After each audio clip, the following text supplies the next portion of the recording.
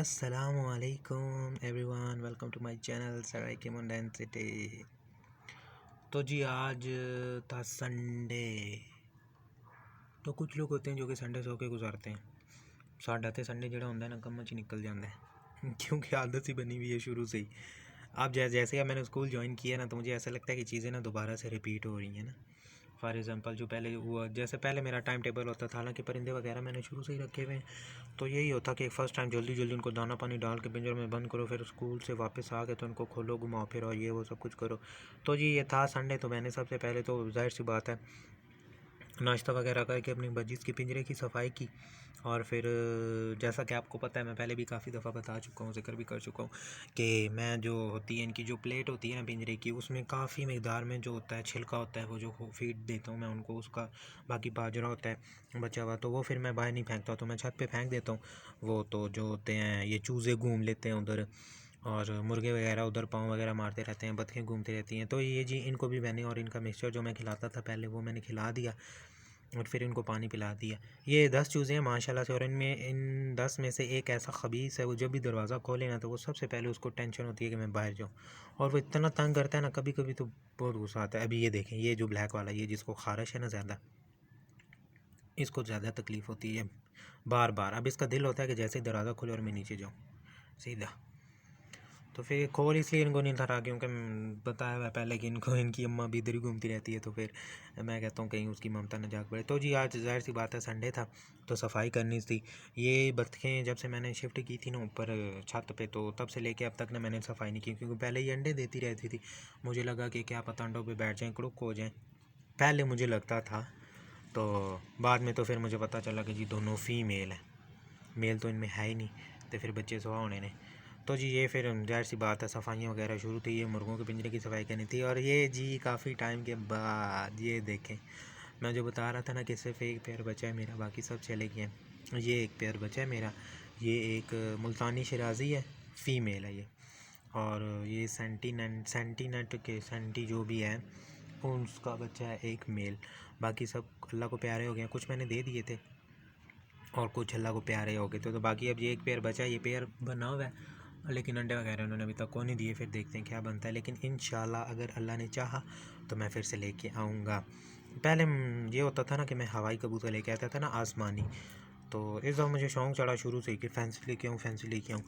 तो फिर बेड़ा ही तर गया मेरा, तो बल्कि तर के घर खो गया बेड़ा मेरा बाकी कोई नहीं जी, अल्लाह मालिक है। तो जी फिर सबको दाना पानी डालने के बाद मैंने अपनी बतखों को डाला।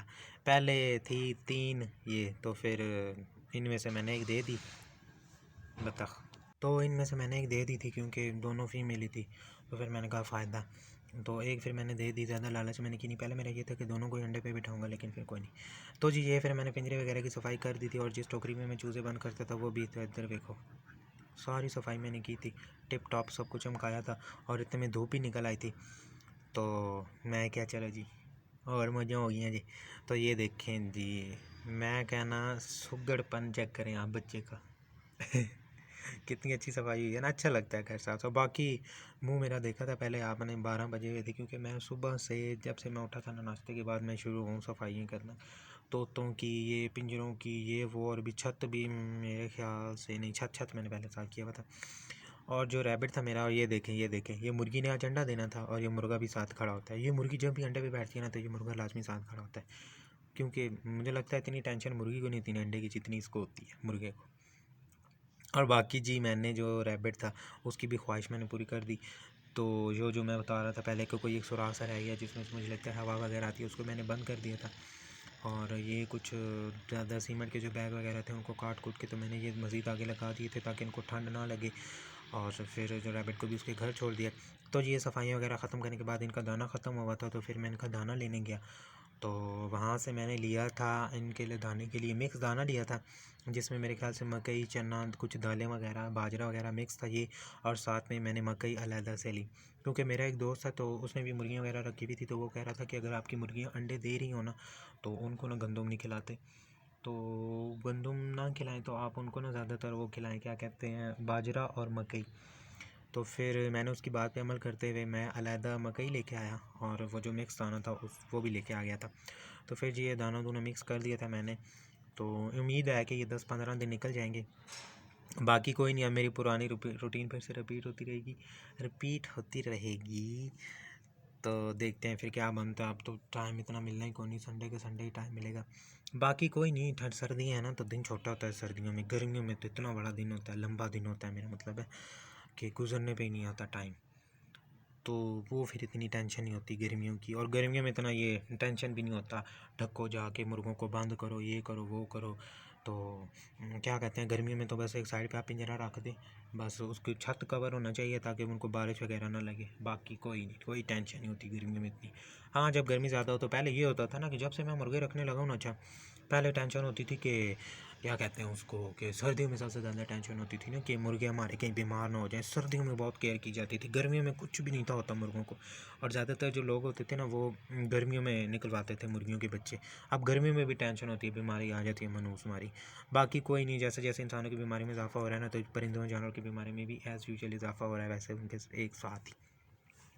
तो जी ये फिर काम धंधा अपना ख़त्म करने के बाद वो बड़ी टोकरी मैंने पहले आपको दिखाई थी, जो कि मैंने साफ़ करके रख दी है, क्योंकि वो जो नए चूज़े थे बच्चे छोटे, दूसरी मुर्गी बिठाई हुई है, उसके बच्चे निकलने थे। तो फिर मैंने कहा बड़े वो उसमें बंद किया करूँगा। और क्या कहते हैं, ये जो है इसमें ना वो जो बड़े वाले चूज़े ना खैर से उनको बंद करूँगा। तो ये टोकरी के चारों तरफ मैंने गत्ते वगैरह लगा दिए थे। तो ये अभी थोड़ी देर पहले जो आपने देखा था ना, थोड़ी देखी थी मेरा मतलब छोटी सी वीडियो, ये मैं नाखून दिखा रहा था अपने, क्योंकि मैंने नाखून काटे थे ना, तो इनको मैं रोटी डालता था पहले शाम को। तो आज मैं रोटी वगैरह डाली नहीं, पालक पड़ी हुई थी, सड़ रही थी वो तो फिर मैंने कहा कि कहीं ऐसा ना हो ना वो ख़राब ही हो जाए, तो फिर तो वही डाल दूँ। क्योंकि जिस दिन मैं नाखून काट लूँ तो फिर रोटी नहीं डालता, क्योंकि वो ज़ाहिर सी बात है नाखून का इस्तेमाल होता है ना, तो वो फिर रेड हो जाती है, रैशेस से हो जाते हैं, तो उंगलियों को दर्द शुरू हो जाता है। फिर मैं 2-3 दिन परहेज़ ही करता हूँ जब मैं नाखून काटूँ रोटी से। तो मुर्गों को डाल देता हूँ, लेकिन चूज़ों को नहीं डालता, फिर मैं कुछ और डाल देता हूँ। फिर मैंने को पालक डाल दी, मैंने कहा चलें आप भी अपनी आयरन की कमी पूरी कर लें तो फिर इनको भी खिला पिला दिया मैंने। फिर ये मुर्गों को भी खिला पिला के अब मैं बंद कर दूँगा। और बस फिर बतखें भी घूम रही थी, इनको हालांकि मैंने दाना पानी डाला था पहले तकरीबन क्या कहते हैं उसको दोपहर को, लेकिन फिर भी शाम को मैं कहता हूँ भूखे न रहें, क्योंकि रातें लंबी होती हैं सर्दियों की। और इधर फिर ये चूज़ों को मैं पहली दफ़ा स्टोकरी में बंद करने लगा था, और आज इन्होंने मुझे इतना तंग किया, चंगा भला खज्जल खुआर किया इन्होंने मैनू। तो जी बाकी कोई नहीं, फिर मैंने को आखिरकार पकड़ के बंद कर ही दिया। तो जी ये थी आज की मेरी छोटी सी वीडियो, फिर मिलेंगे इंशाअल्लाह आपसे नेक्स्ट वीडियो में, तब तक के लिए अल्लाह हाफिज़।